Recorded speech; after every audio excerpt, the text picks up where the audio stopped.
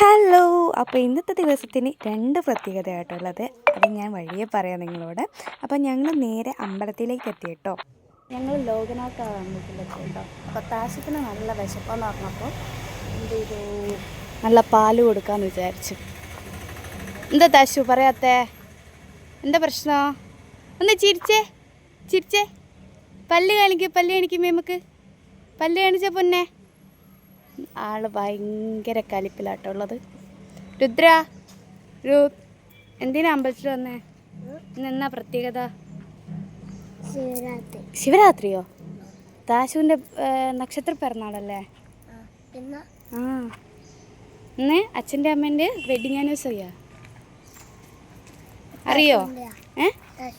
അല്ലടാ. ആ, അറിയില്ല. ഹാപ്പി ബർത്ത്ഡേ അല്ലേ? Happy anniversary. Thank you. അപ്പോൾ ഞങ്ങളിനി അമ്പലത്തിൻ്റെ ഉള്ളിൽ കയറിയിട്ട് കാണാം. ഇന്ന് താശുവിൻ്റെ നക്ഷത്ര പിറന്നാളും ഞങ്ങളുടെ വെഡ്ഡിങ് ആനിവേഴ്സറി കേട്ടോ, എൻ്റെയും അപ്പോട്ടൻ്റെയും. സത്യം പറഞ്ഞാൽ അപ്പോട്ടനോട് ഇന്നത് മറന്നു പോയിട്ടുണ്ടായിരുന്നു. കുറച്ച് കഴിഞ്ഞപ്പോഴാണ് ആൾക്ക് മനസ്സിലായത്. ആൾ രാവിലെ എണീറ്റ് പണിക്കൊക്കെ പോയിട്ടുണ്ടായിരുന്നു കേട്ടോ. അപ്പോൾ അങ്ങനെ ഞങ്ങൾ നേരെ താഴെ അമ്പലത്തിൽ പോയി പ്രാർത്ഥിച്ച്, പിന്നെ അമ്പലത്തിൻ്റെ നടയിലെത്തിയപ്പോൾ അവിടുന്ന് കളിക്കണം പിന്നെ നടക്കണം എന്നുള്ള ആവേശമായി കേട്ടോ താശപ്പിനെ. അപ്പോൾ അവിടെ ഇരുത്തി കുറച്ച് അവരവിടുന്ന് കളിക്കും, ഫോട്ടോസൊക്കെ എടുത്തിട്ട് ഞങ്ങൾ നേരെ ഏറ്റവും മേലെയുള്ള ഭഗവതിയുടെ അമ്പലത്തിലെത്തി. കാരണം ആദ്യമൊക്കെ നമ്മൾ മേലെ നിന്ന് താഴോട്ടായിരുന്നു പ്രദക്ഷിണമെങ്കിൽ ഇപ്പോൾ താഴെ നിന്ന് ഏറ്റവും താഴെ പോയിട്ടാട്ടോ മേലോട്ടേക്ക് വരാൻ പറ്റുള്ളൂ. അതെന്തോ അവിടെ എഴുതി വെച്ചിട്ടുണ്ടായിരുന്നു. അതിൻ്റെ ഡീറ്റെയിൽ ആയിട്ടുള്ള കാര്യങ്ങൾ എനിക്കറിയില്ല. അങ്ങനെ അതൊക്കെ കഴിഞ്ഞ് ഞങ്ങൾ നേരെ തിരിച്ച് വീട്ടിലേക്ക് പോവാം കേട്ടോ. കാരണം രുദ്രന് ഇന്ന് ചെറിയൊരു ശ്വാസം മുട്ടുള്ള പ്രശ്നമുള്ളത് കൊണ്ട് ലീവാക്കി. അങ്ങനെ പുന്നേച്ചിൻ്റെ വീട്ടിലെത്തി ചിക്കനും പത്തലുമായിട്ട് നമ്മൾ ചായ കുടിച്ചു. അവിടുന്ന് കുറച്ച് സൊറയൊക്കെ പറഞ്ഞ് ഞങ്ങൾ നേരെ അവരോട് ടാറ്റ ബൈ ബൈ പറഞ്ഞ് വീട്ടിലേക്ക് പോയി. ഞങ്ങൾ എവിടെയാണ് പോകുന്നതെന്ന് ഇതുവരെ പറഞ്ഞിട്ടില്ല. നമുക്കിന്ന് കറങ്ങിയിട്ട് വരാമെന്നാണ് പറഞ്ഞത്. നോക്കാം ഗൈസ്. അപ്പോൾ പോകുന്ന വീഡിയോ കാണാം. Okay, bye. അങ്ങനെ ഞങ്ങൾ നേരെ പോയത് വടകര മാക്സിലേക്കാട്ടോ. കാരണം ഏട്ടനിപ്പോൾ അത്യാവശ്യം സർപ്രൈസും കാര്യങ്ങളൊന്നും തരാൻ പറ്റാറില്ല. കാരണം ആൾ ഇച്ചിരി ബിസിയാണ്, വണ്ടീൻ്റെ കാര്യങ്ങളും കുറച്ച് തിരക്കും കാര്യങ്ങളൊക്കെ ആയിട്ട്. അപ്പോൾ നേരെ കൂട്ടിയിട്ട് അവിടെ പോയി എന്നോട് പറഞ്ഞു നിനക്ക് ഇഷ്ടമുള്ളത് പർച്ചേസ് ചെയ്തോ എന്ന് പറഞ്ഞു.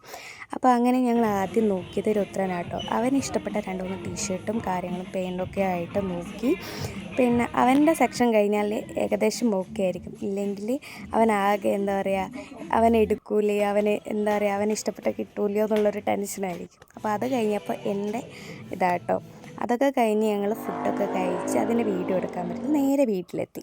എന്താ ശരി കാണുന്നില്ല, അയ്യോ ഇത് പൊന്തുന്നില്ല. ഇത് മേടിക്ക്, അടയ്ക്ക ഓപ്പൺ ചെയ്യില്ല. ഇത് മേടിക്ക്. ഓക്കെ. ഞാൻ പൊതുവേ സർപ്രൈസ് ഗിഫ്റ്റ് കൊടുക്കുകയാണെങ്കിൽ നൈറ്റിലോ അല്ലെങ്കിൽ പിറ്റേന്ന് രാവിലെ കൊടുക്കുന്നതാണ് കേട്ടോ. പക്ഷേ ഇതുവരെ കൊടുക്കാത്തതുകൊണ്ട് ഇത്രയും വലിയ ഗിഫ്റ്റൊന്നും ഒരിക്കലും ഏട്ടൻ പ്രതീക്ഷിച്ചിട്ടുണ്ടായിരുന്നില്ല. എന്തായാലും ഒരു ഷർട്ടെങ്കിലും മേടിച്ചിട്ടുണ്ടാവും എന്നുള്ളത് ഏട്ടന് ഉറപ്പാണ്. കാരണം ഞാൻ ഒന്നും മേടിക്കാണ്ട് നിൽക്കാറില്ല. അപ്പോൾ ഗോൾഡിൻ്റെ കമ്മലും സിൽവറിൻ്റെ കൈച്ചെയിനൊക്കെ കണ്ടപ്പോൾ ആളാകെ ഇതായി. എന്നോട് ചോദിച്ചു എന്തിനാ, പിന്നെ എന്നെ ഡസ്പാക്കാൻ വേണ്ടിയിട്ട് കമ്മൽ മേടിച്ചതിന് കുറേ പറഞ്ഞു. ഞാൻ ഇടില്ല, ഇത് വീണു പോകുമെന്ന് പറഞ്ഞൂടെ, മുമ്പൊരിക്കൽ മേടിച്ചപ്പോൾ വീണു പോയില്ലേ എന്നൊക്കെ പറഞ്ഞിട്ട് ആകെ ഡസ്പാക്കി. ഞാൻ ആകെ കരഞ്ഞ കേസ്. അത് കണ്ടപ്പോൾ ഏട്ടന് നല്ല സന്തോഷമായി. കാരണം ഞാൻ അങ്ങനെ കരയാത്തൊരു വ്യക്തിയാട്ടോ.